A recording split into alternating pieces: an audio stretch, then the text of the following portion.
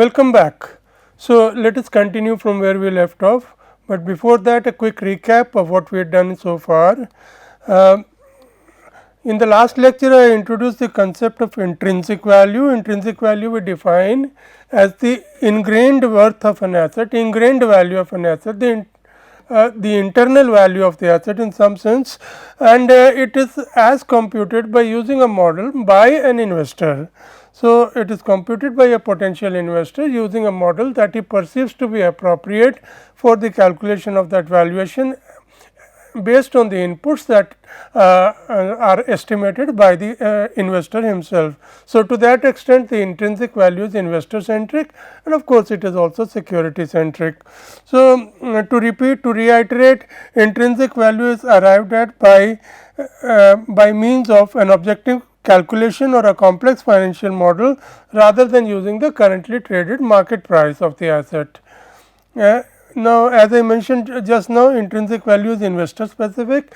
The model is selected by the investor on the basis of which the intrinsic value is calculated, and the inputs to that model, the material that is required as the raw material for the computation of the value of the asset is also estimated by the investor and inputted into the model. If we are using the DCF model, which is the most commonly used model for bond and equities, then we define the intrinsic value as the present value of all future cash flows attributable to that particular asset, discounted at the appropriate risk adjusted discount rate. Now, intrinsic value and market rates, the necessity or the worth or the value of calculating the intrinsic value for the investor is that he can compare that intrinsic value with the currently prevailing market price and thereby arrive at mispricings in the market and as per his perception, and then take investment decisions accordingly.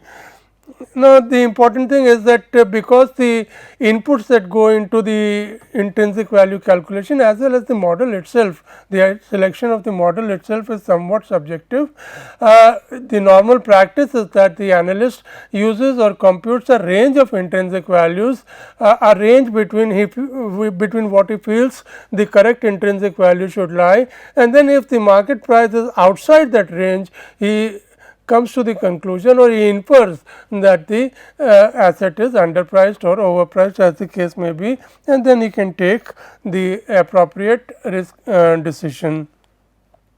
So, the key takeaways, just to reiterate, in financial analysis, intrinsic value is the calculation of an asset's worth based on a financial model and inputs worked out by the analyst or the investor, and by comparing the intrinsic value with the current market price, mispriced securities that may constitute potential investment opportunities are identified.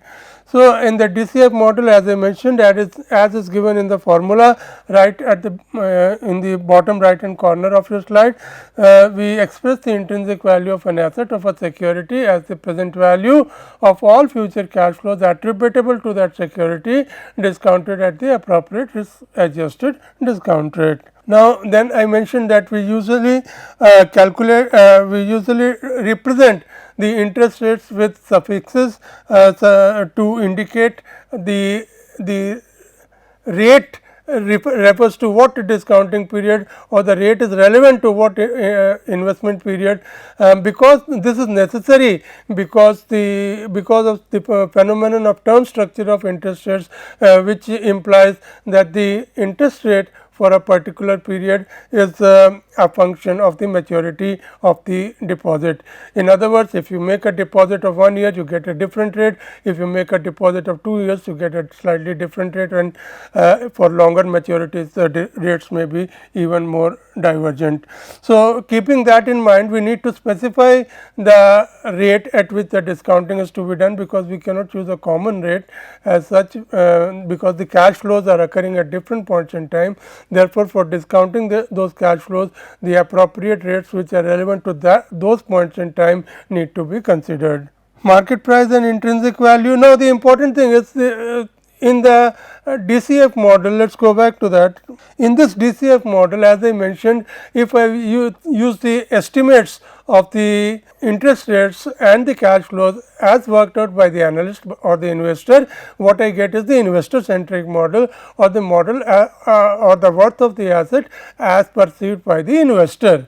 Now, however, if I replace these inputs by the market inputs, by the perceptions of the market encoded in the relevant interest rates, then what I should get on the left hand side is the market price of the asset. So, however, I need to mention here that the market price of the asset is the more common observable, is the more prominent observable, and because it manifests itself straight away in terms of the trading decisions or the trading platform outputs, and therefore, the process that actually takes place in the market is to observe the market price and thereafter work backwards and arrive at the relevant market interest rates which are appropriate for discounting the cash flows of a particular maturity.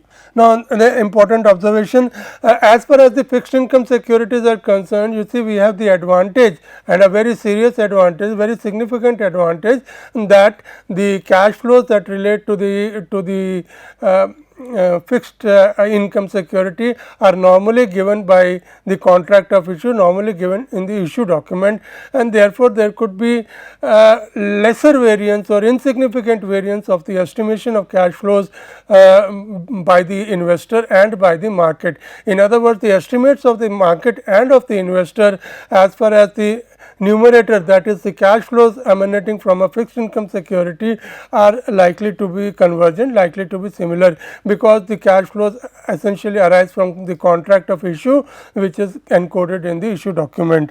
Now, therefore, what happens is that the entire gamut of mispricings manifests itself in terms of the discount rate that is used for calculating the intrinsic value or calculating the present value of the future cash flows arising from the asset.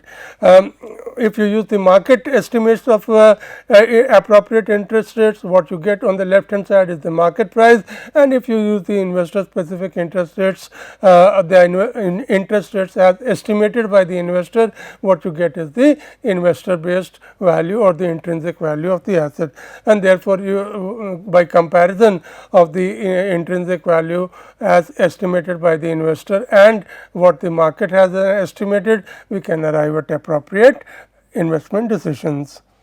Then we discuss the concept of spot rates. Spot interest rates are the YTMs on bonds that pay only one cash flow to the investor, that is 0 coupon bonds. Spot interest rates are the YTMs on bonds that pay only one cash flow to the investor, that is 0 coupon bonds. They are usually calculated for intervals of 6 months, that is spot rate for a deposit of 6 months, 1 year, 1.5 year, 2 years, and so on, and then they are doubled to express them on an annualized basis. Now, the next issue is what is YTM. We define the YTM, or what is the short form of the yield to maturity of an instrument of a financial asset, as that discount rate at which the present value of all future cash flows arising or emanating from the asset equal the current market price of the asset. Let me repeat, it is very important. It is that discount rate when used for discounting all future cash flows pertaining to a particular asset give us the market price of the asset.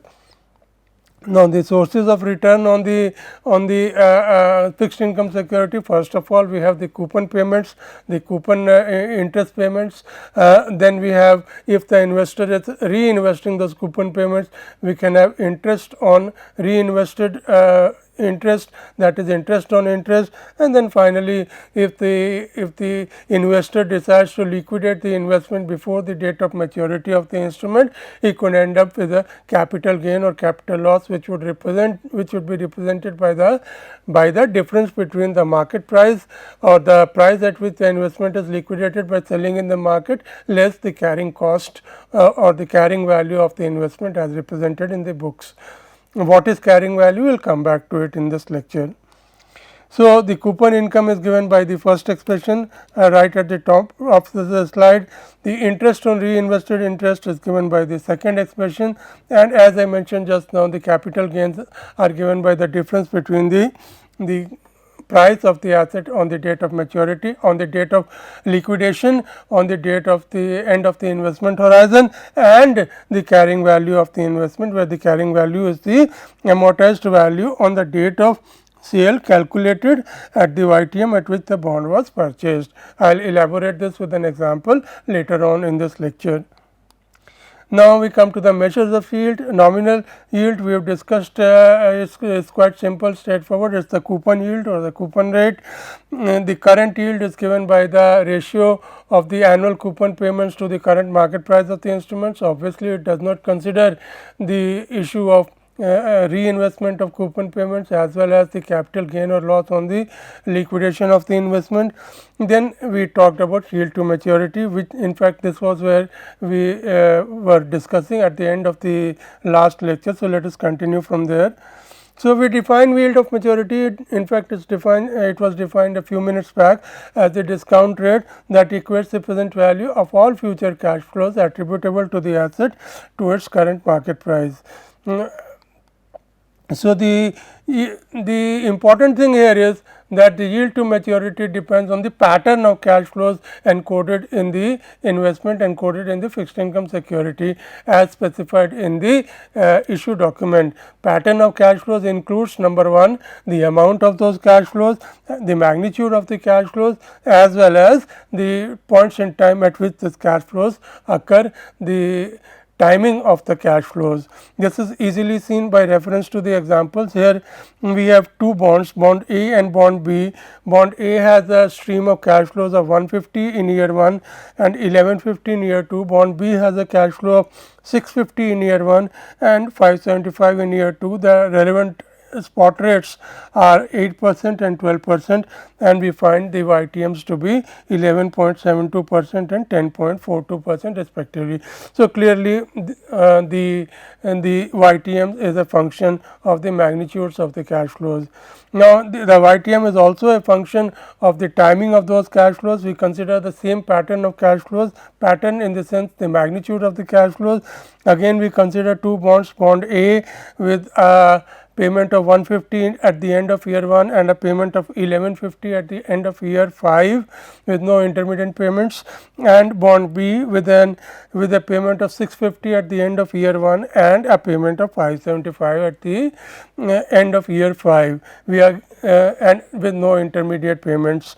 We again compute the YTMs and we find that the YTMs have changed to 11.83% and 10.93% respectively, compared to the values of 11.72% and 10.42% when the payments are made at the end of year 1 and at the end of year 2. So, the outcome of these two examples is that the YTM of an instrument depends not only on the magnitude of cash flows, but also on the timing of the cash flows. Why YTM? Well, this is also illustrated with this example. We have two 15% coupon bonds and the spot rates are 8% for year 1 and 12% for year 2, and what we find is what we want to find out is which is the more appropriate investments. Clearly, it is an ambiguous question, it is an ambiguous issue in the sense that we need some measure, some consistent measure which we can use for estimating the return in the case of the two instruments, because the spot rates are different for the 2 year. Spot rate for 1 year deposit is 8%, the spot rate for 2 year deposit is 12%, and therefore, there is a difference, significant difference between the yields of the 1 year deposits and the 2 year deposits. So, we need a consistent method whereby we can estimate the return, the overall return on this 2 year investment, and that is what the YTM provides. And by working out the YTM, we find that the YTM is 11.72% for bond A and 10.42% for bond B, and thereby showing that in this scenario at least the bond A is a superior investment compared to bond B if we are planning to hold it to the end of year 2. and if the cash flows are as they are given in the right hand corner of this slide. Now, clearly why the return or why the YTM of bond A is superior, because it has a greater amount reinvested at the higher spot rate of 12%. In the case of B, 50% of the bond value is redeemed at the end of the first year, and as a result of which only 50% continues to be reinvested at 12%, and the 50% that is redeemed is deemed to be reinvested at the YTM rate, which is less than 12%. So, naturally it results in a lower YTM for bond B. We will come back to it in more detail very soon. So, as an interpretation of YTM, when we look at these figures on the equation, on the left hand equation, what we are having is the spectrum of spot rates S01, S02, S03 and so on, which are summed, which constitute the discount rates for the respective cash flows occurring at t equal to 1, that is C1, t equal to 2, that is C2 and so on. But on the right hand side of this equation, what we find is there is a common rate, there is a constant rate, which is y, which is used for discounting all the cash flows. But on the extreme left side, we have the same output of both these calculations, and that is the current market price. So, the important thing that we infer from this is that the y value that we are taking, which is a unique value, which is just a solitary value used for discounting cash flows of all maturity, must represent some kind of averaging, some kind of a representation of the entire spectrum of interest rates, which is relevant to the calculation of the value of the asset. And in other words, we can say that this y value, that is the YTM, captures the entire term structure which is relevant to the valuation in one single number. So, spot rates, YTM and price, as you can see from this formula, let us go back. As you can see from the formula, P0 is equal to summation CT upon 1 plus y to the power t. There is only one input into this model. You see, as far as the C1, C2 and so on are concerned, as far as the cash flows are concerned, they are, as I mentioned, determined, predetermined in the sense that they are contained in the contract of issue. They do not vary for a given instrument, they are constants. And as far as the timing of the concerned or the maturity is concerned, as well as the timing of cash flows are concerned, they are also given in the contract of issue. So, they do not constitute variables as well for a particular bond. So, the only thing that constitutes a variable for this particular bond is the left hand side, which is the current market price, and therefore, there exists a one-to-one correspondence between the current market price P0 and the YTM of the bond. However, so what do we conclude? That given a spectrum, there is another conclusion of this, that given first of all, what we have established just now is that the current market price has a one-to-one correspondence with the YTM of the bond, but there is another point, that the current market price is also determined with reference to the entire spectrum of spot rates, which are relevant for discounting the cash flows at different points in time, as given by the first part of this equation. So, this particular equation tells us that the current market price is equal to the discounted value of all future cash flows discounted at the appropriate risk adjusted spot rates. So, that being the case, then we can establish a correlation between the middle term and the extreme right hand term, and we can say that given a bond, that is given a structured set of cash flows, given a set of cash flows encoded in the issue document or encoded in the bond, and a spectrum of spectrum of interest rates, we can uniquely determine the market price and thereby uniquely determine the YTM of the bond.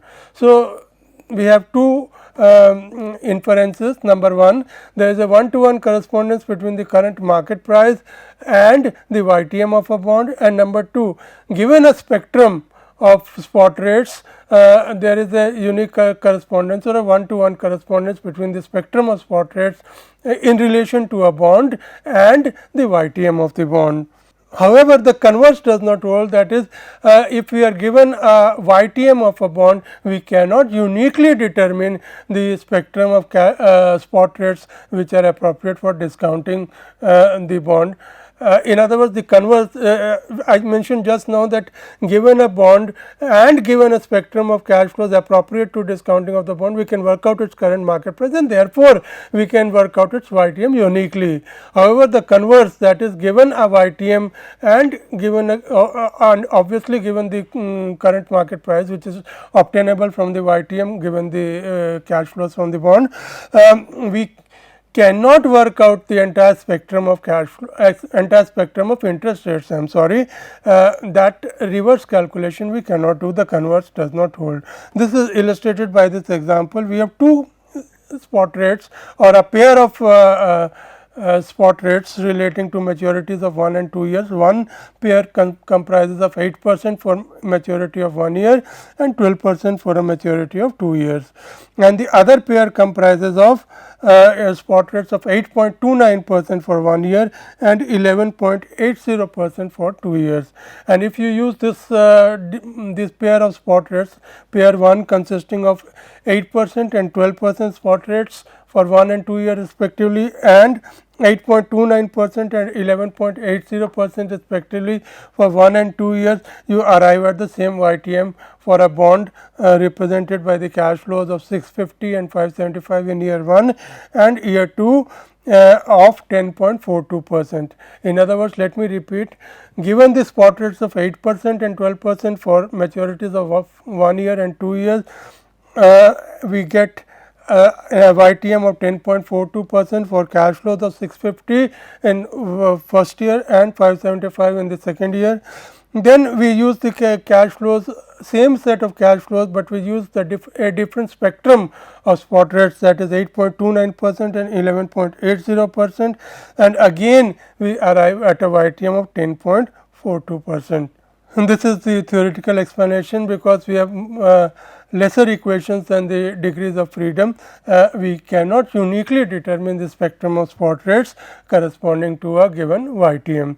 I repeat, we cannot determine a unique spectrum of spot rates corresponding to a given YTM for a bond. Now, this is a very important figure, very interesting figure.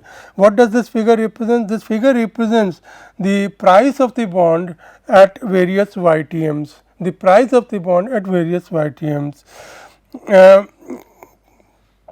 The YTMs of the bond are plotted along the x axis, and the price of the bond is plotted along the y axis. Now, there are some very important observations from this. First is a very obvious observation, that the curve, which is the red curve, is not linear. It is not a straight line, it is a curve.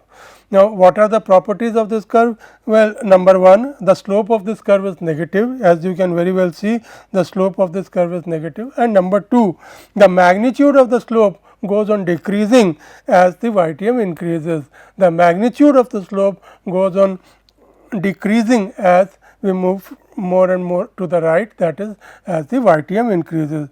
Now, because the slope is negative and the magnitude decreases, we can say the value of the slope increases, in fact, as we move more to the right hand side, as we move to higher YTMs. In other words, as YTM increases, number 1, the slope is negative, the slope is negative, and in actual fact it increases as the YTM increases.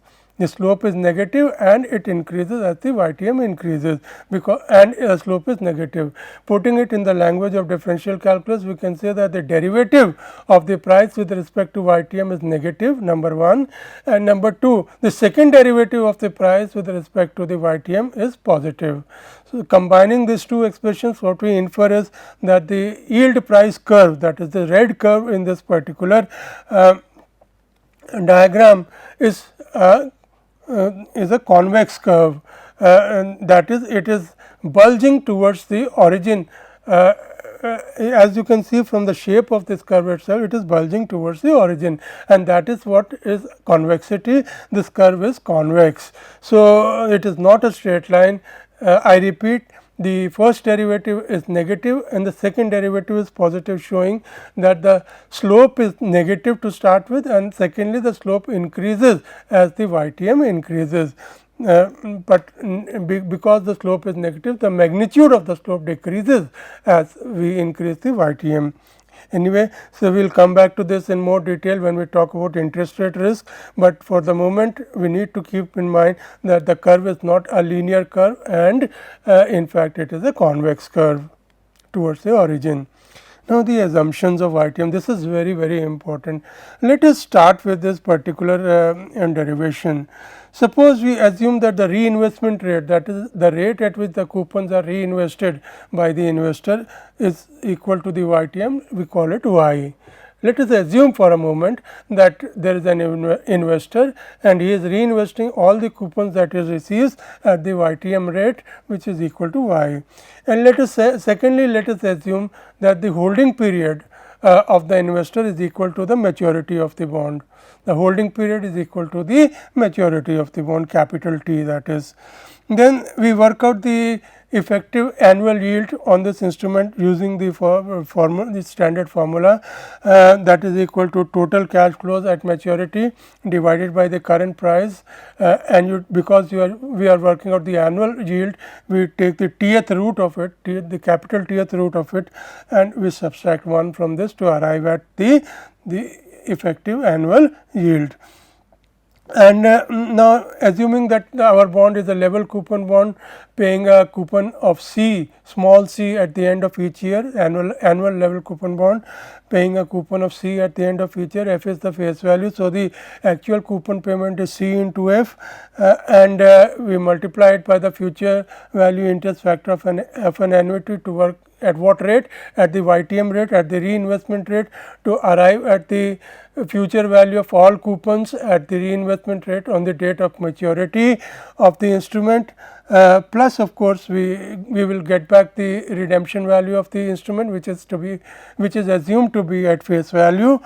So, the total cash flows in the numerator work out to C into F, which is the coupon payment every year, which is reinvested at the YTM rate, into, therefore, it is multiplied by the FVIFA, future value interest factor of an annuity, this at the rate of interest, which is y% for a maturity of capital T years. Plus, of course, we get the face value of the instrument on the date of maturity divided by P0, which is the initial price, take the tth root of it, and then subtract 1 to get the effective annual yield. We simplify this FVIFA term and express it in terms of the expression in terms of the geometric progression summation, and what we get is the equation that is here on the in this second line of the above slide.